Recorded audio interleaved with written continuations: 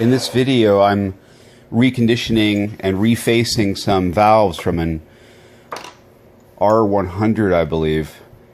And this is my beautiful Sioux City valve facing grinder.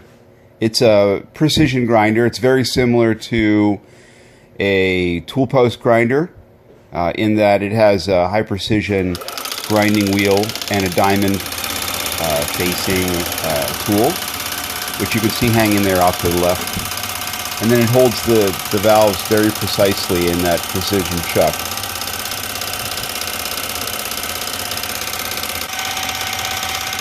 The chuck spins and it has a clutch, so you can spin the valves.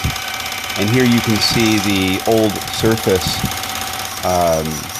from the valve face it's just starting to grind on the wheel. And you can see the combination of the new ground surface and the old surface. So now I've got about maybe half a thou ground off the face of the valve. And you can see there's just a touch of the old worn out surface which is below the new ground surface. Now there's just a little tiny piece of the old surface there where it's sunken down. We'll take a little bit of a closer look. If I can get the camera to focus.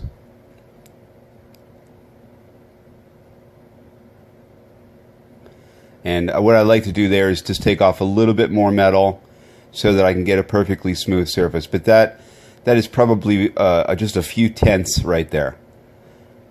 So I'll spin it just one more time and just take off just a scooch more metal to get a perfect finish on that valve face.